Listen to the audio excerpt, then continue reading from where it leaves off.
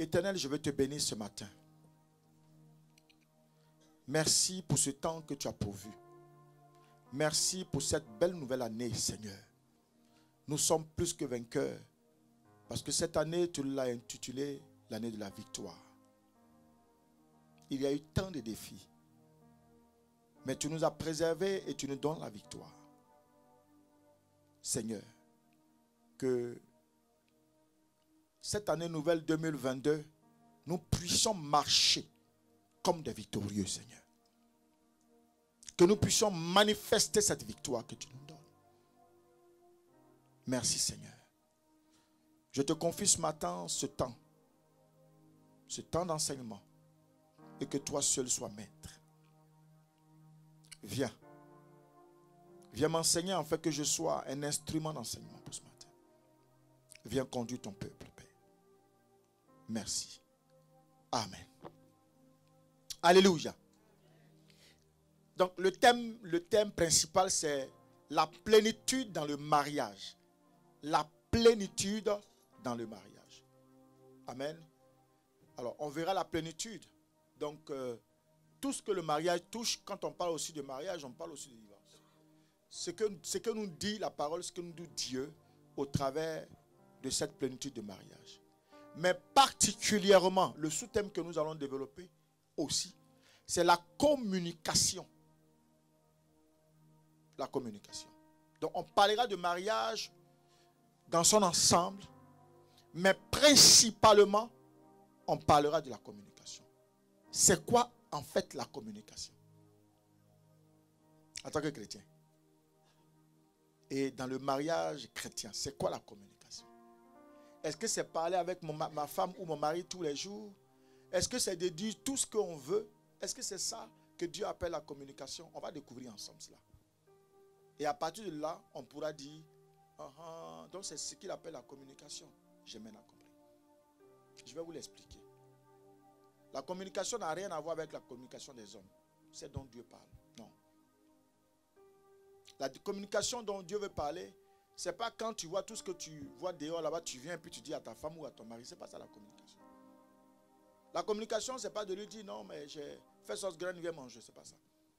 La communication dont Dieu parle au travers de sa parole, c'est toute autre chose.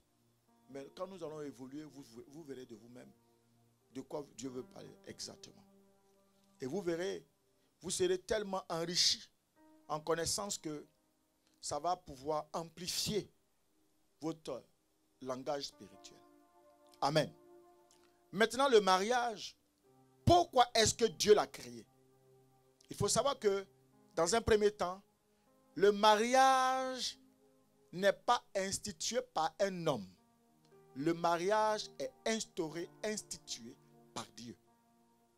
Maintenant, quand il a instauré le mariage, pour quelles raisons? Amen. Il y a des raisons qui ont amené Dieu à pouvoir instaurer le mariage. Il y a 4 grandes raisons. Amen. La première des raisons,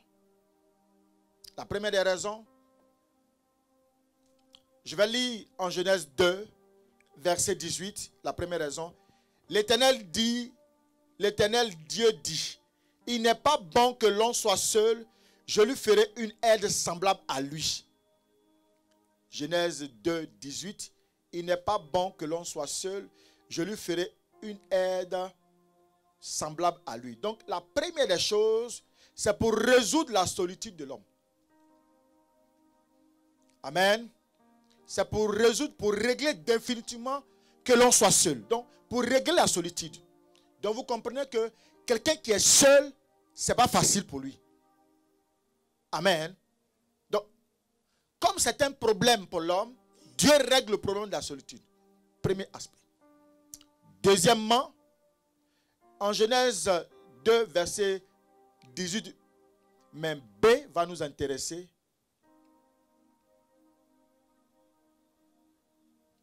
Amen. Je reprends. Genèse 2, verset 18b. Donne-lui le micro. Donne-lui le micro, il va m'aider un peu.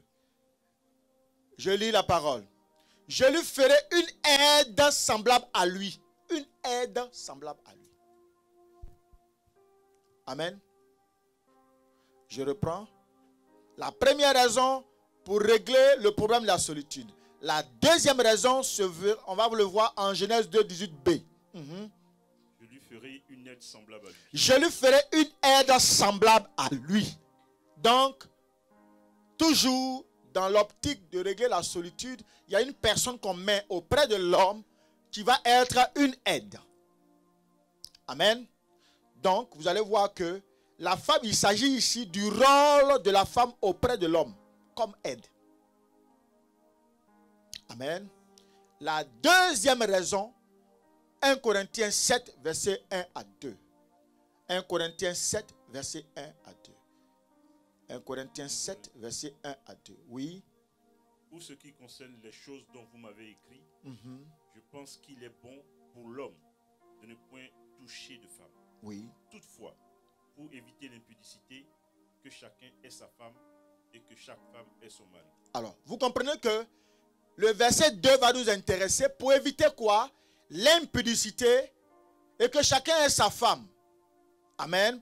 Donc, vous voyez ici que c'est pour éviter, la fornication, pour éviter l'impudicité. Dieu va instituer le mariage.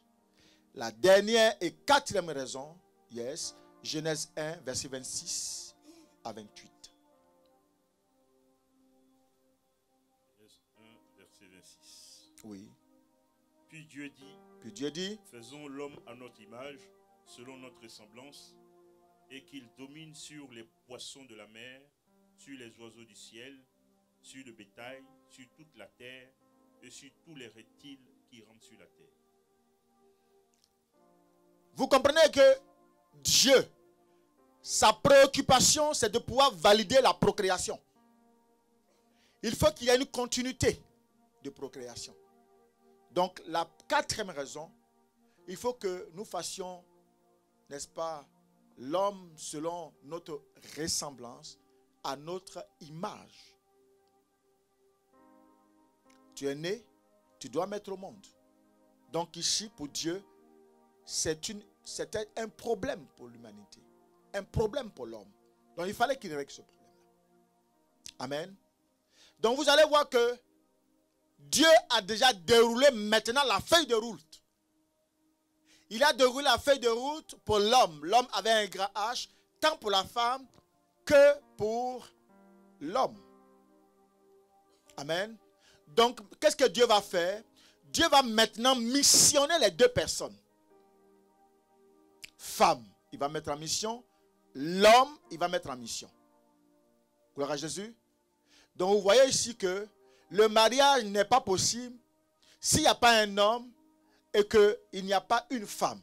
Dieu a fait ce mariage pour l'homme et femme. Donc, normalement, un homme et une femme doivent se mettre ensemble. Pas le contraire. Tout ce qui est contraire n'est pas de Dieu. Donc, tout ce qui est contraire n'est pas valable. Tout ce qui est contraire est malédiction. À partir de ce principe-là. Est-ce que vous me comprenez? Alléluia. Donc, vous allez voir que l'homme que Dieu a créé, Dieu l'a envoyé sur la terre comme un missionnaire. Amen. Et donc, quand il l'a envoyé sur la terre comme un missionnaire, il va lui donner des missions. C'est ce qu'on appelle le rôle du mari. Nous allons voir ces différents rôles de ce mari au fur et à mesure. Alléluia. On va commencer cette fois-ci par le mari. Quelle est la mission que Dieu lui donne? Donc vous comprenez que quand on prend une femme là, et puis on la met à la maison, on est en mission auprès de la femme, mais pour Dieu.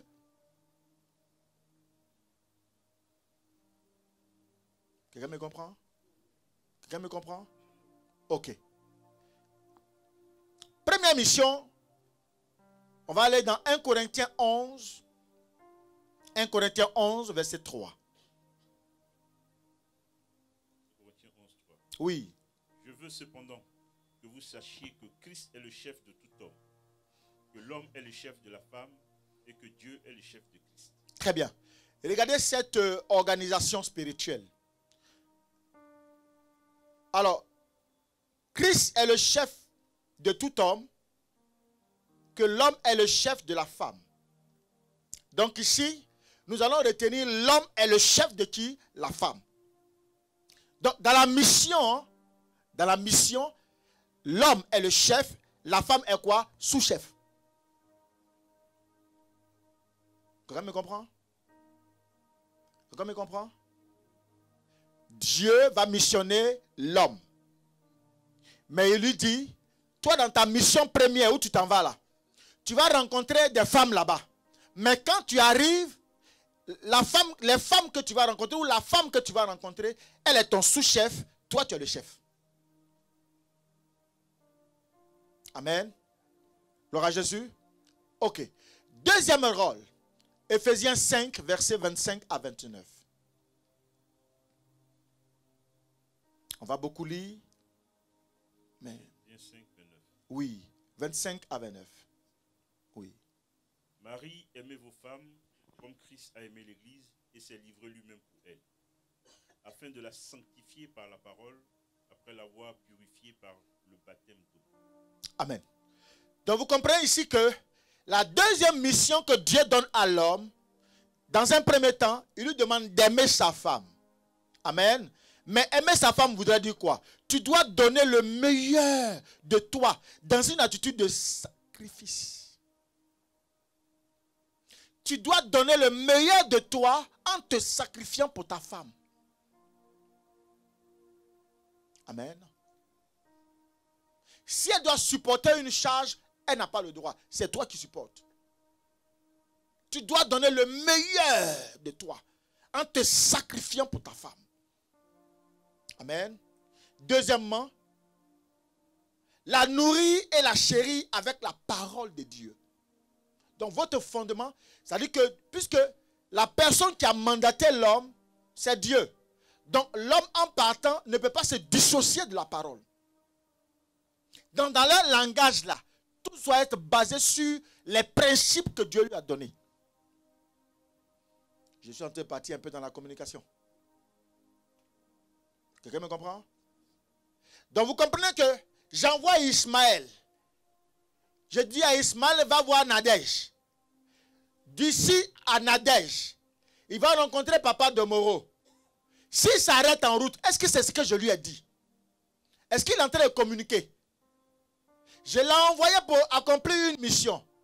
Il n'est pas en train d'accomplir la mission, il s'arrête à papa de Moro. Et avant de s'arrêter, avant d'arriver à Nadège, il y a Célestin.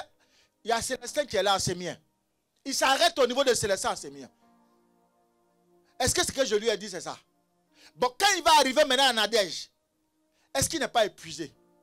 Quand il va arriver là-bas, les informations que je lui ai données, est-ce qu'il va porter exactement les mêmes informations? Parce qu'il a gaspillé le temps. Arrivé, il est épuisé. Certainement, il a oublié un langage. Il va utiliser maintenant sa personne. L'information que je lui donne va être modifiée en route. Mais comme il est déjà avancé, est-ce qu'il va pouvoir revenir ici? Il va perdre du temps. Il est parti, certes, mais le message n'est pas véhiculé.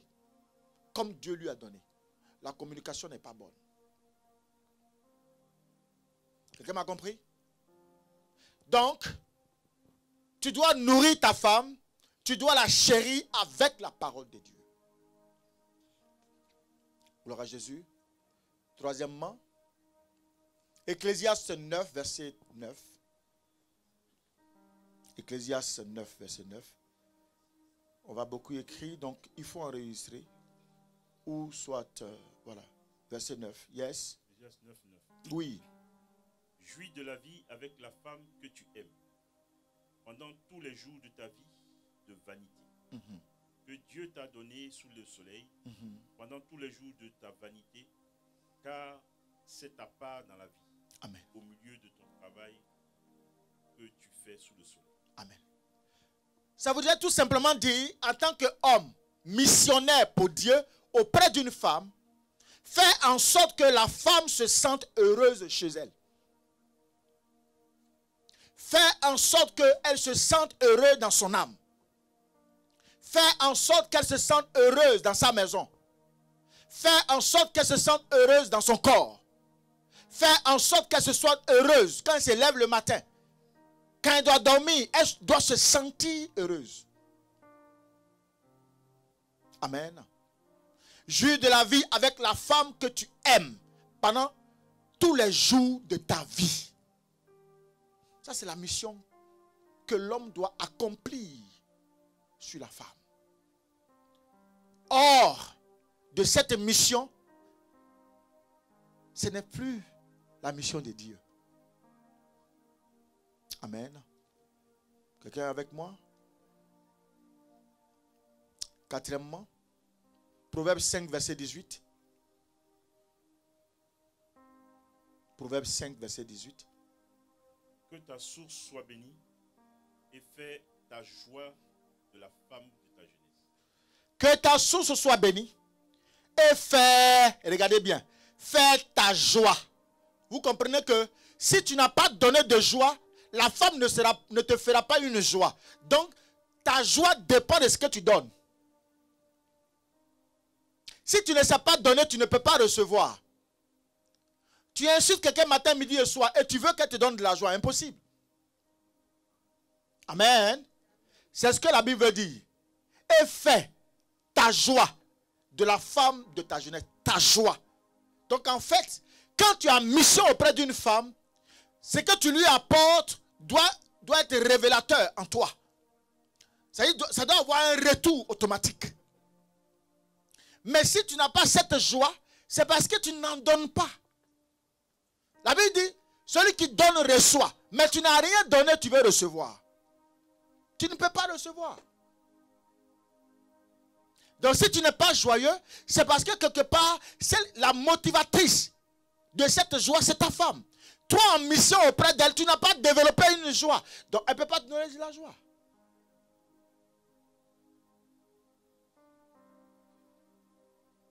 Qu'elle se sente aimée chez elle.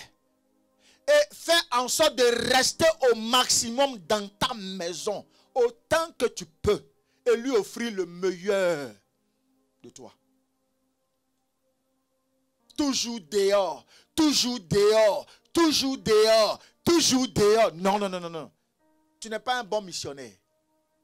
Le véritable missionnaire, c'est celui qui reste dans sa maison auprès de sa femme, qui lui donne la joie et il reçoit la joie aussi automatiquement. Gloire à Jésus. Mais quand tu es tout le temps dehors, ou quand la femme ne se sent pas aimée à l'intérieur de sa maison, qu'est-ce qui se passe? C'est chaud, hein? Hein? C'est grave même. N'oubliez pas les quatre principes. Elle est une aide. Mais pour qu'elle t'aide, vous savez, quelqu'un, écoutez-moi. On dit la femme est une aide. Je vais simplement comparer la femme à une échelle. Ça voudrait dire que quand tu veux grimper à un niveau, là, tu as besoin de monter sur l'échelle. C'est vrai ou c'est pas vrai? S'il n'y a pas d'échelle, tu prends la chaise. Pour remplacer l'ampoule, là, soit l'échelle, soit la chaise. S'il n'y a pas d'échelle, si c'est à un niveau de chaise, tu montes sur la chaise. La femme est comment? Mais qu'est-ce qui fait la force de la chaise? C'est les 4 pieds. Quand on enlève un pied de la chaise, est-ce que la chaise est comment? Donc en réalité, l'homme a un pied, la femme a 3 pieds.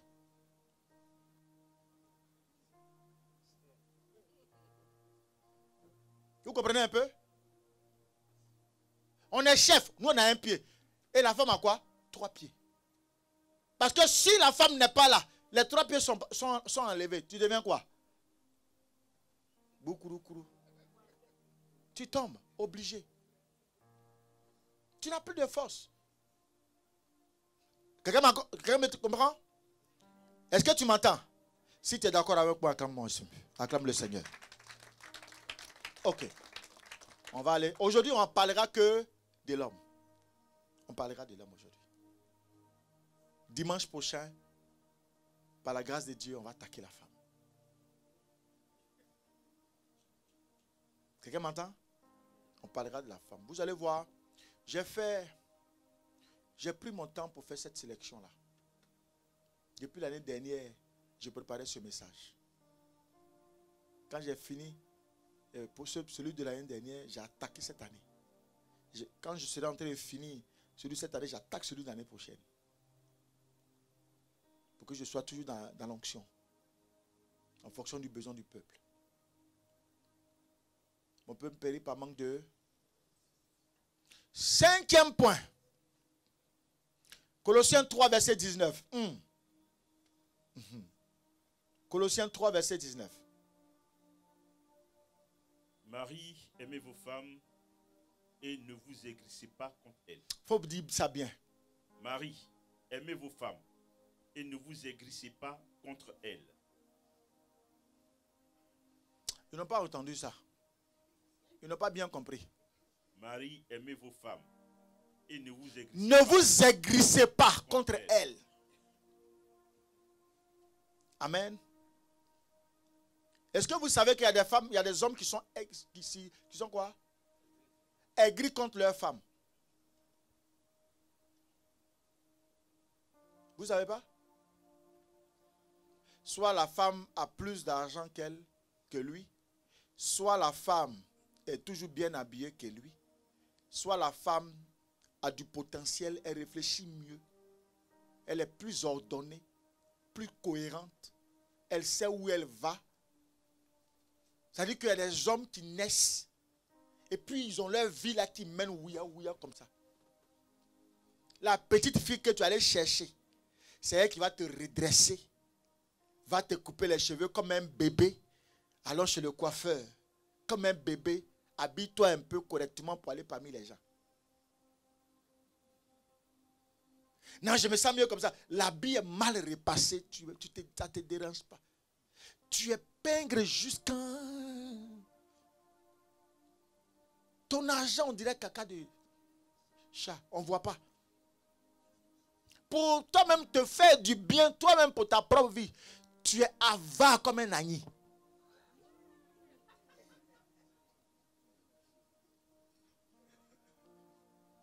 C'est pas caché chez nous. Même ils savent. Amen. Gloire à Jésus. Un homme trop avare, à un moment donné, la jalousie va monter. Il est jaloux contre sa propre femme. Il est envieux. Et puis il se prend, toi tu es un chef. Un chef, tu te prends comme un sous-homme. Mais parce que tu n'as pas, ça ne travaille pas. Tu ne cherches pas à évoluer. La petite, il faut l'écouter. Tu as décidé d'être en bas d'elle. Tu as vendu ta destinée pour être en bas d'elle. Il faut l'écouter. Tu n'es pas un homme. Tu arrives à la maison, tu es ivre. Devant les enfants, devant la petite là, tu es ivre. Elle va te considérer comment?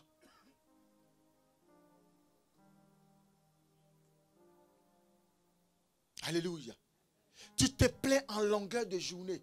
Tu te plains, c'est vrai, mais tu n'apportes rien. Pas de solution. Tu n'aimes pas travailler. Tu es là toujours en train de fouiller dans le portefeuille de la petite.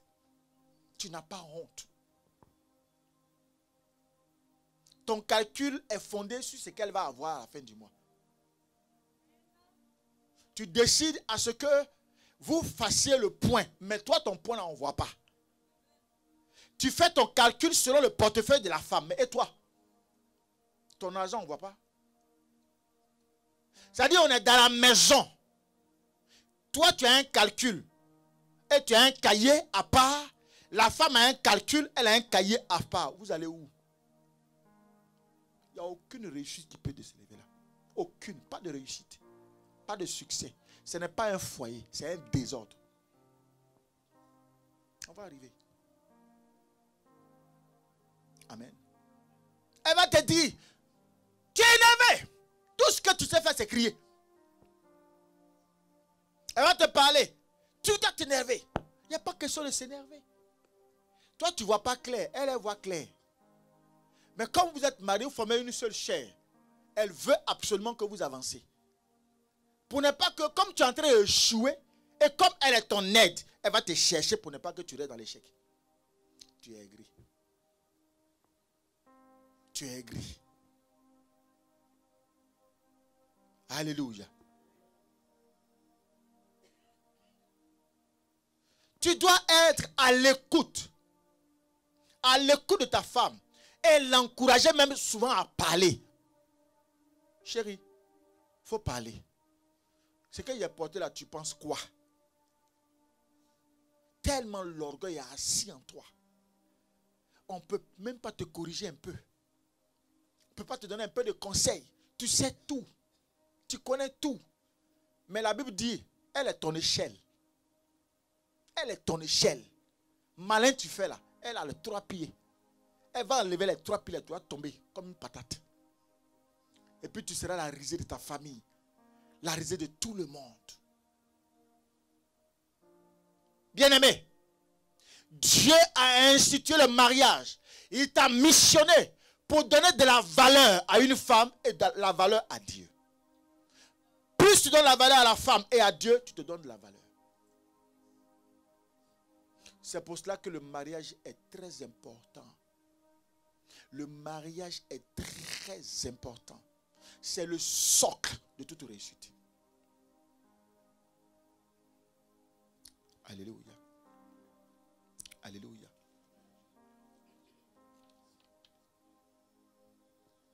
Point numéro 6, 1 Pierre 3, verset 7. 1 Pierre 3, verset 7. Marie, montrez à votre tour de la sagesse dans vos rapports avec vos femmes, comme avec un sexe plus faible. Honorez-les comme devant aussi hériter avec vous de la grâce de la vie. Qu'il en soit ainsi, afin que rien ne vienne faire obstacle à vos prières. Amen. Faites en sorte qu'elle se sente importante en votre compagnie, surtout en public, en disant des bonnes choses à son égard. Il y a des hommes qui ne sont même pas fiers de leur femme. Ça y est, il est en train de marcher, il est devant, et puis la femme est derrière.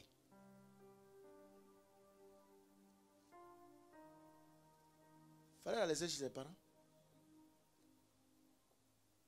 Si tu n'es pas fier d'elle, laisse-la chez ses parents. Maintenant, ce que tu veux qu'elle change là, pourquoi tu ne lui dis pas? Dis-lui. Comme tu es le chef, donne les moyens. Elle va s'habiller correctement comme tu le souhaites. Là, comme ça, quand vous marchez, tu la considères un peu. Tu tiens un peu sa main. Vous marchez ensemble, tu es fier d'elle.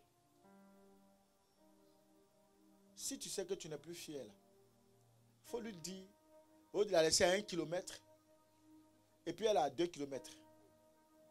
Vous savez, ce n'est pas quand on ouvre la bouche, on parle, c'est là qu'on dit, on communique. Mais ta façon de faire là, ça veut tout dire. Nous autres là qui avons l'expérience, on n'a pas besoin de savoir si tu aimes ta femme. Tu ne l'aimes pas.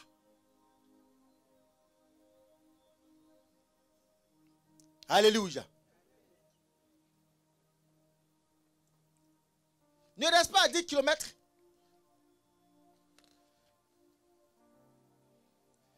Nous devons être, l'homme doit être tolérant parce que la Bible dit, la femme est un être à sexe faible. Vous les voyez comme ça, là, leur bouche.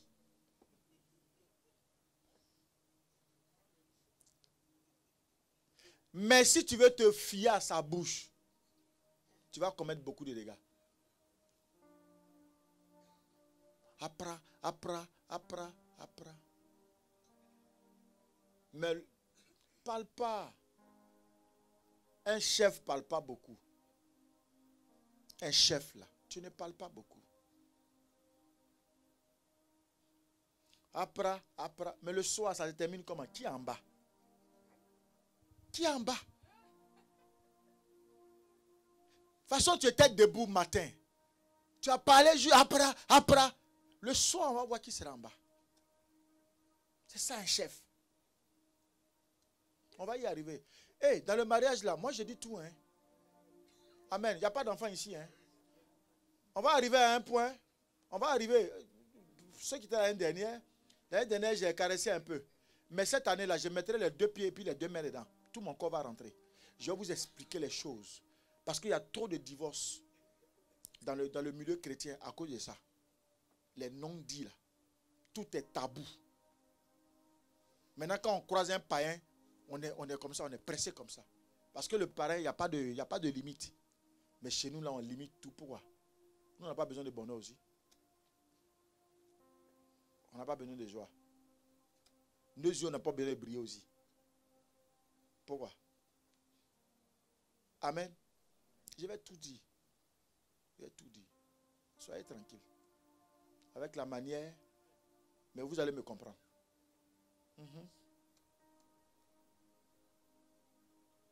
Qu'on soit tolérant. Elle va te laver propre. Elle va te regarder comme ça. Puis toi-même, ce qui est sur toi, tout le monde connaît là, ton injure là. Elle va taper ça dessus. Ça va t'énerver. C'est-à-dire quand tu la regardes parler, ce jour-là, si elle faisait 1m50, elle va faire 2 mètres. Parce que ça reste sur le bout de cette table. Mais non, non, non. Femme. Mon père dit, toi, de toute façon, tu es un peu nerveux là. Si tu veux écouter parole de femme, tu vas la tuer. Depuis ce jour, tu parles. Si on va me mettre là, c'est pas bon. Moi, un seul doigt là, c'est gros. Si tu tapes là, avec 5 là, c'est pas bon. Quand il ne tape pas, mais tu regardes comme ça. Et puis en partant là, mon regard seulement suffit. Deuxièmement, tu me parles. Ok, il m'en va. Moi, il balance pour moi aussi. Il demande doucement, un peu. Oui. Et puis il m'en va. Mais le pain que je t'envoie là, laisse tomber. C'est comme une flamme. Vaut mieux parler que de mettre la main. Mais elle va t'aligner les paroles. Mais elle va te descendre. Pourtant, en 2-3 minutes, tu peux la mettre par terre. Mais on ne frappe pas. Elle finit. Ce jour-là, elle va prophétiser. Tu la regardes jusqu'à le lendemain. Il faut la voir petite comme ça. Non, c'est-à-dire. Non, c'est-à-dire. Tu as fait quoi? Tu es le chef. Tu es le chef. Si tu veux la suivre, tu fais des dégâts. Si tu veux la suivre, tu vas changer de femme tous les jours. Ça ne sert à rien. Elle est ce qu'elle est. J'ai. Le jour où tu veux parler, tu parles. Le jour où tu veux parler, tu te tais. Alléluia. Gloire à Jésus. Le 7e point. Oui. Éphésiens 5, verset 28. Éphésiens 5, verset 28. Éphésiens 5, verset 28. C'est ainsi que les maris doivent aimer leur femme comme leur propre corps. Oui. Celui qui aime sa femme s'aime lui-même. On va reprendre encore. C'est ainsi que les maris doivent aimer leur femme comme leur propre corps. Celui qui aime sa femme s'aime lui-même. Écoutez-moi. Quand quelqu'un aime sa femme comme lui-même, est-ce que tu peux te tuer toi-même?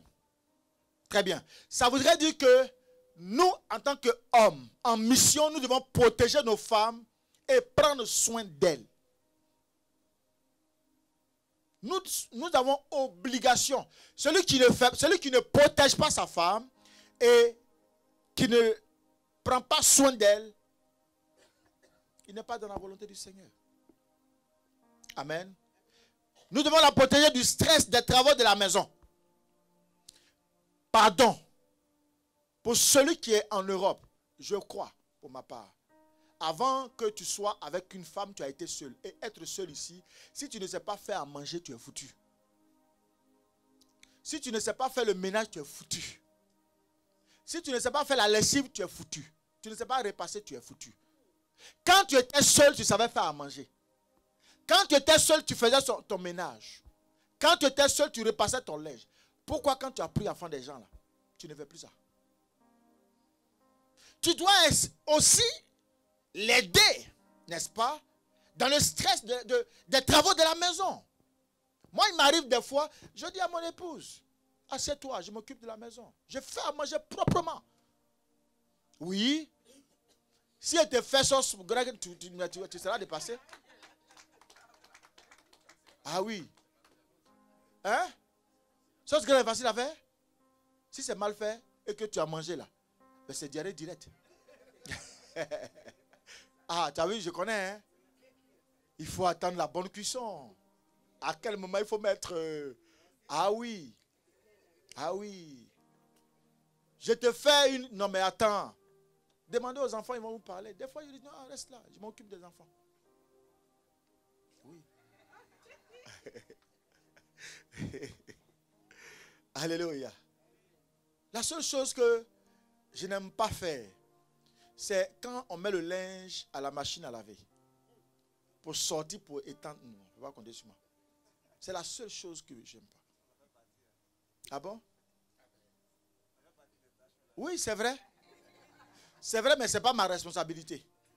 J'aide. Non, ce n'est pas ma responsabilité. C'est une aide. Non, j'aide. Je vais faire des efforts. Je ne sais pas, mais mettre ma main dans les... Non, j'arrive pas. C'est quelque chose qui se passe. Sinon, repassage, champion. Ah oui. Amène-moi une tonne d'habits, je te repasse propre. Sans problème. J'ai montré aux enfants comment on repasse les juniors, là, ils ne savent pas repasser. Je leur montre les Jérémy, ils sont les former. Comment on repasse. Ménage, oh là là. Je suis maniaque. Très maniaque. Amen. Je n'aime pas voir le désordre. J'ai horreur du désordre. C'est vrai, ce n'est pas de luxe, mais le peu qu'on a là, il faut que ce soit à sa place. Quand je rentre comme ça, et puis la maison est mélangée.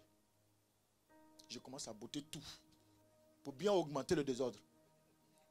Là, comme ça, on va bien faire ça. Ah oui. J'augmente moi-même. Même s'il y avait des choses à ma peau, je sors et puis je fous ça. On va vivre dans la poussière, voilà. On va vivre dedans en même temps. Non, j'aime pas ça. Une maison doit être bien rangée. De temps en temps, il faut changer un peu le décor. Il faut déplacer un peu les meubles. Changer la position de la maison. Ça fait partie. C'est très important. Ah chérie, tu peux m'aider? Oui, il n'y a pas de problème. Bon, il y a un rideau là, j'ai vu ça, mais j'ai pas assez. Tiens, voici ma carte bleue, va faire. Oui. Ah oui. Un homme, on va y arriver, mon frère. On va y arriver. Alléluia. Quelqu'un m'entend?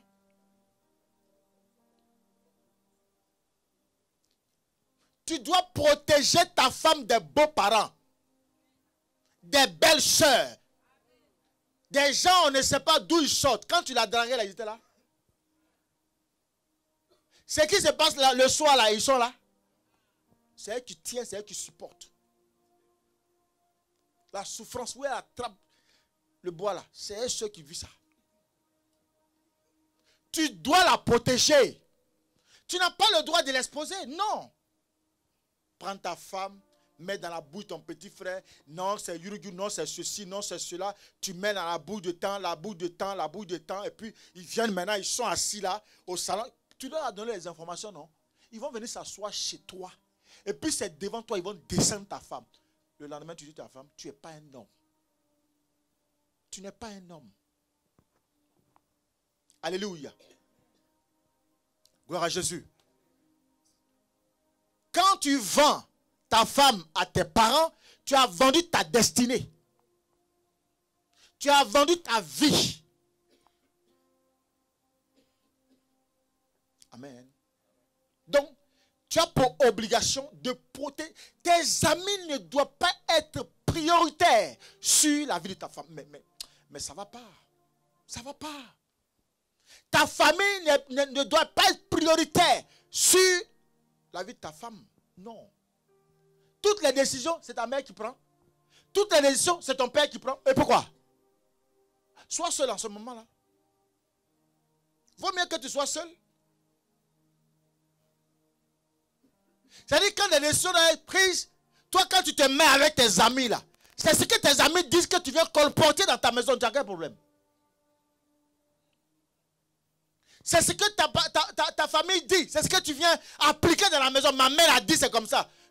Attention à toi. Non, non, non, non, non, non, non, non, non, non, non. Que ce soit tes amis, ta maman ou tes soeurs, elles aussi, elles ont un foyer. Qui prend la décision là-bas? C'est que tu n'aimes pas qu'on te fasse là. Ne fais pas aux autres. Frère, écoute-moi. Si hier tu agissais comme ça, à partir d'aujourd'hui, arrête. On ne se confie pas à sa famille. C'est une erreur grave. Ta femme, elle est bancale, elle est ceci, parler. Mais le jour où tu as pris ta femme, tu l'as mis dans la bouche de ta famille, tu as vendu ton foyer.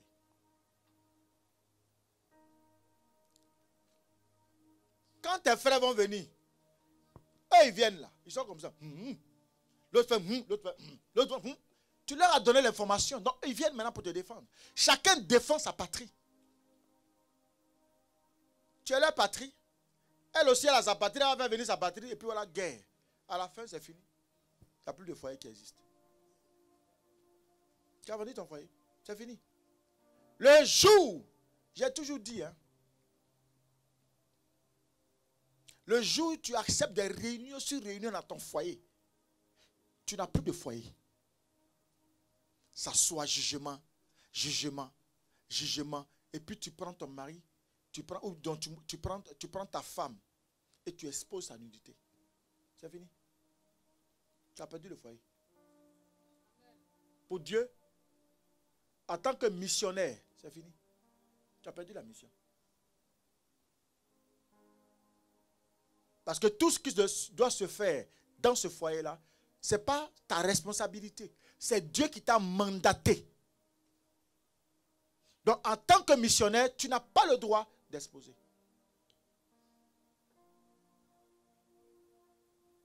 Quelqu'un m'entend? Alléluia. La femme est plus sensible aux attaques. Surtout que ces attaques-là sont psychologiques et émotionnelles. Donc, tu dois absolument, je dis bien, tu dois absolument la protéger de tout. Même si tu sais, tu ne sais rien. Même si se passe quelque chose, tu dis non, je prends ça sur mon dos. Parce que tu es un chef.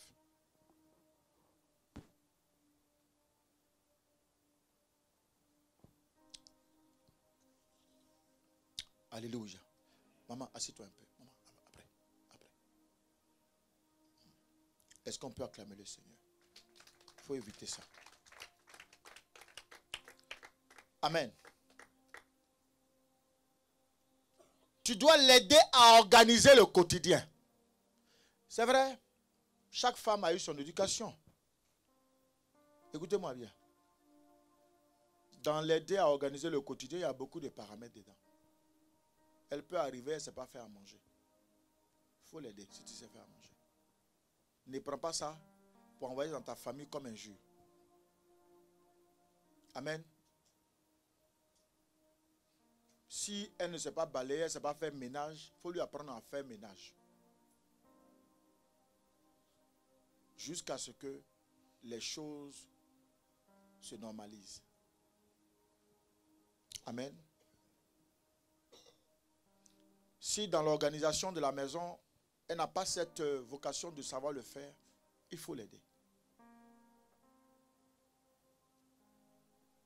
Il faut l'aider. Si elle ne sait pas repasser, il faut lui apprendre à repasser. Amen. Gloire à Jésus. Gloire à Jésus. Et nous allons terminer sur ça, le 8e point. 1 Timothée 5, verset 8.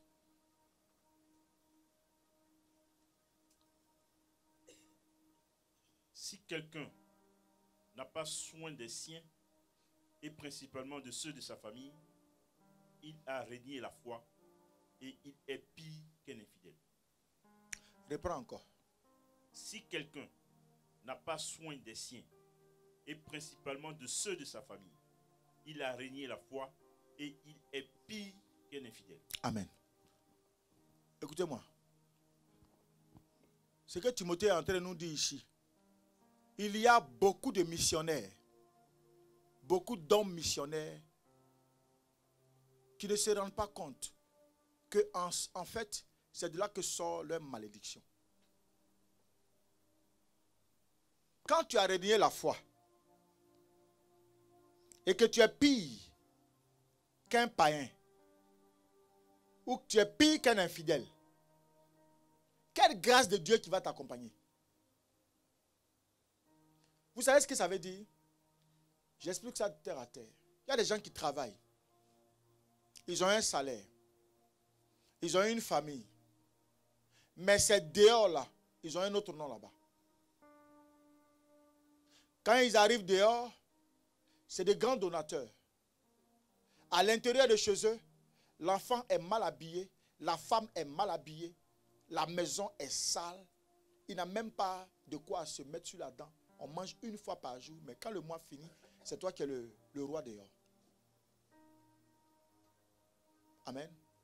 Deuxièmement, le petit argent qui est rentré là, tu as beaucoup de personnes à qui tu distribues ça.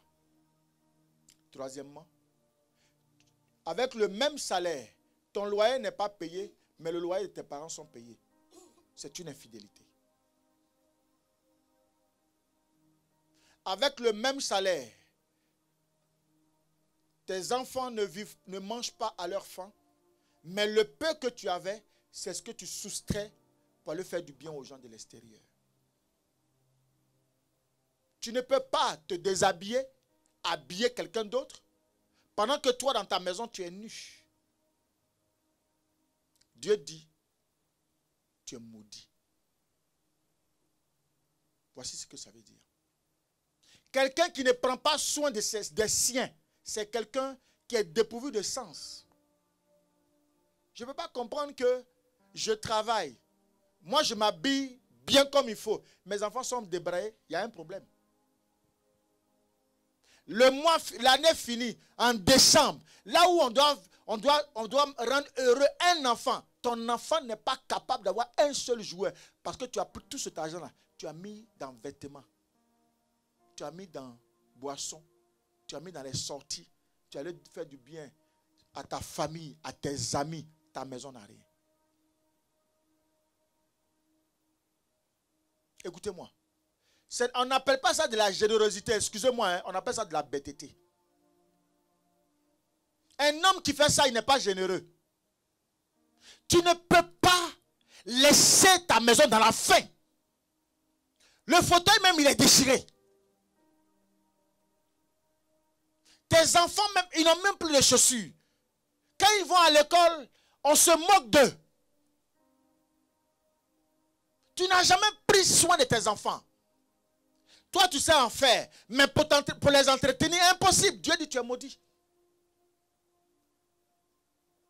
C'est là que découle toute malédiction de tout enfant de Dieu. C'est pour ça servir Dieu. Ce n'est pas du jeu. Il faut réfléchir avant. Comme on ne sonne pas les Écritures, on ne sait pas ce qui se passe. Tu n'as pas le droit. Pour Dieu, le fait d'exposer tes enfants, ta femme, et tout ce qui suit, tu l'exposes lui, Dieu.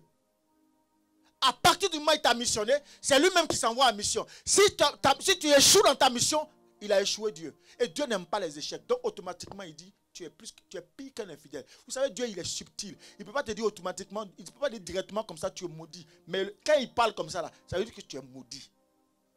Pire qu'un infidèle, moi, ça me dit ça, mais je vais me cogner. Ça ne sert à rien que de prêcher l'évangile. C'est pour cela que je suis au taquet derrière mes enfants. Demandez-leur. Même la plus grande. Jusqu'à maintenant, je suis derrière elle. Tu dois mettre de l'ordre dans ta vie. Tu dois réussir. Si te manque quelque chose, dis-moi. Je me dois de faire du bien à mes enfants. Je me dois de faire du bien à ma femme. Je me dois de faire du bien à ma maison. À ma maison. Mais pas, je me dois de dépouiller ma maison pour aller faire du bien aux autres. Non. Il faut en avoir plus pour aller faire du bien aux autres. Si tu as peu, juste pour ta maison et ta femme, Fais attention. Alléluia. L'enfant n'a pas demandé à venir au monde. Hein. Tu as bien réfléchi avant de le faire. Donc ton argent, là, c'est pour lui. Jusqu'à ce qu'il soit majeur. Mais pour atteindre la majorité et à l'amener dans le monde du travail, il faut le préparer. Il faut le préparer au travail. Il faut l'encourager au travail. Il faut lui montrer le chemin du travail. Mais si toi-même, tu es toujours dehors, tu es toujours en train de découcher, tu n'as jamais montré l'exemple, l'enfant ne se souvient même pas un jour que tu l'as pris par la main pour aller chez CA ou pour Célio pour lui acheter ne serait-ce qu'un vêtement. L'enfant, là, quand il va grandir avec quoi? L'enfant, c'est ce qu'il reçoit, c'est ce qu'il transmet. S'il n'a pas reçu l'amour, il n'a pas reçu la bonne éducation du Père, il ne peut pas transmettre cela demain.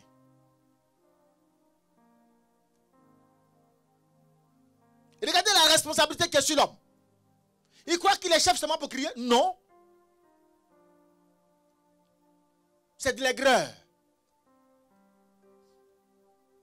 L'homme a plus de responsabilité parce que dans la hiérarchie, il est parmi la classe des chefs.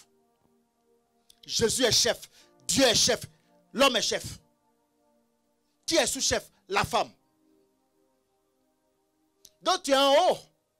Quand tu es en haut là, fais les choses bien, correctes, responsables. Il faut que quand les gens te voient, on dise, je veux ressembler à telle personne. Alléluia. Tu n'aimes pas travailler. Tu laisses tout à la charge de la femme. Non. Il y a une chose que je ne peux jamais accepter. Et je ne crois pas que mon fils le fasse. Très souvent, certains enfants de Dieu, quand ils sont attachés, ils s'attachent à une femme selon leur calcul, leur stylo et la feuille. À savoir, les charges de la maison. Excuse-moi, hein, mais j'ai un mal à ça. Le mois fini, et tu demandes à la femme la moitié de la maison. On doit faire moitié. Excuse-moi, mais il y a quelque chose qui ne va pas dans ma tête là. Tu es chef pourquoi? Le loyer de la maison revient à la responsabilité du chef de famille. Tu ne dois pas demander à la femme de contribuer pour payer le loyer de la maison. Il y a un problème. C'est la responsabilité tout entière de la femme. Et du moins de l'homme. On n'a pas encore touché la femme. Si tu as pris un loyer de 3 000 euros, c'est que tu as les moyens de 3 000 euros. Personne ne t'a envoyé dans 3 000 euros. Si tes yeux sont plus gros que toi-même, c'est ton problème. Alléluia. Mais je dis ceci. Pour ta respectabilité, pour toi, ton rang, là où Dieu t'a déposé, il ne faut pas te déchoir pour descendre. Parce qu'en ne le faisant pas, vous savez, c'est ce que je suis en train de vous expliquer. Hein. Les hommes même se sont mis par terre tout simplement parce qu'eux-mêmes se sont enlevés en haut là-bas. Sinon, lui, Dieu là, lui t'a vu comme un chef. Mais toi-même, dans ta façon de faire, tu es ouïa, tu es bizarre. Tu ne te prends pas au sérieux. Là où il n'y a pas de sérieux, Dieu n'est pas là-bas. Tu n'as pas de principe de vie. Tu fais comme tu veux et tu copies les gens. Tu copies tes amis. Tu copies ton entourage pour vouloir faire comme Dieu veut. Ce n'est pas comme ça. Tu ne peux pas réussir avec ça. Le mois fini, non. Hein. Demande ta participation. Tu n'as pas honte.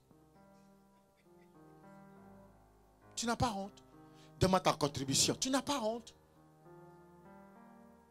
Là, Dieu dit, la femme là, elle est aide. Mais, quand on dit aide là, il y a des responsabilités qui sont d'abord de facto à toi. La maison, le loyer, puis l'éclairage, la lumière. Tu es la lumière. C'est toi l'éclaireur de la maison. C'est toi qui oriente la vision de la maison. EDF, c'est toi. La maison, c'est toi. La nourriture, bon. De temps en temps, tu peux participer. Tu peux participer.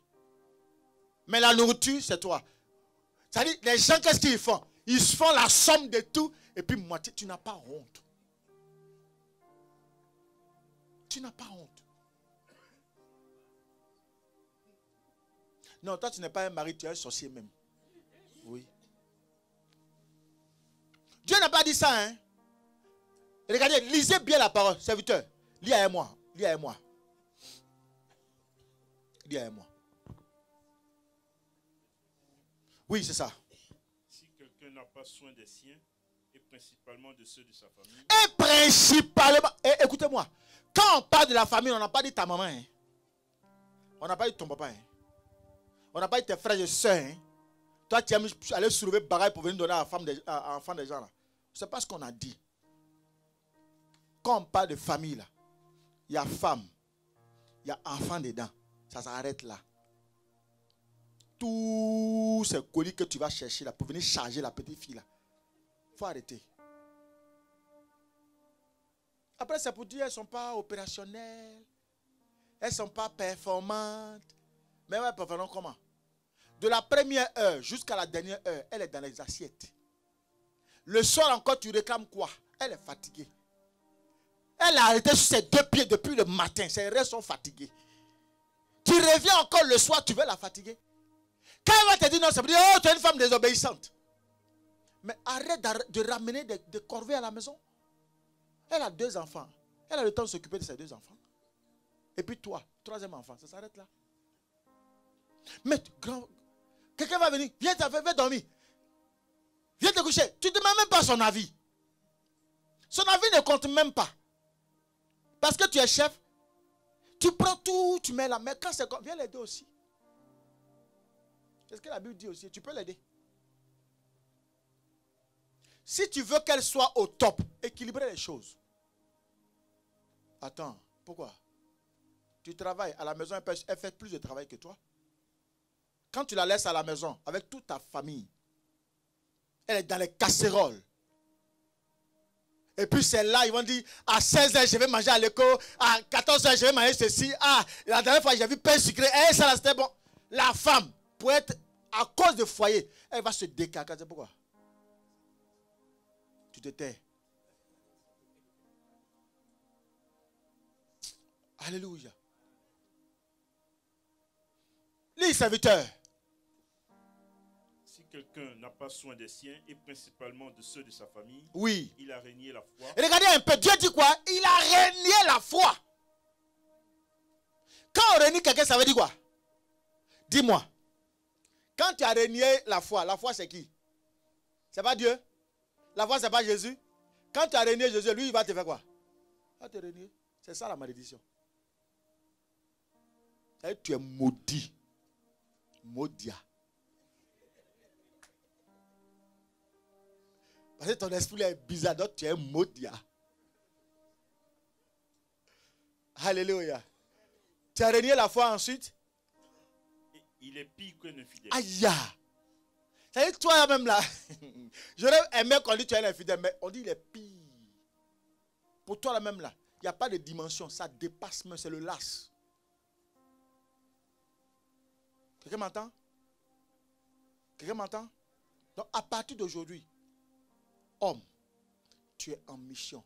Donc, si tu as 2 doigts d'aller dans une mission sur une femme là, c'est maintenant il faut réfléchir.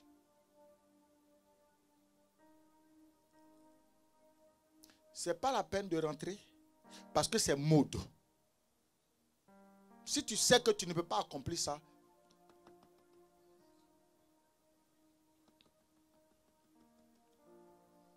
quatre sur table avec Dieu. Seigneur, hier j'avais vu autrement la dimension de Marie. Mais aujourd'hui, avec l'enseignement que j'ai entendu là, j'ai fait un peu de pas en arrière. Je vais réfléchir bien. Il faut me parler encore davantage. Ou bien forme-moi, fortifie-moi afin que je puisse remplir ta mission. Parce que si tu ne l'as pas rempli, tu n'es pas un homme. Hein?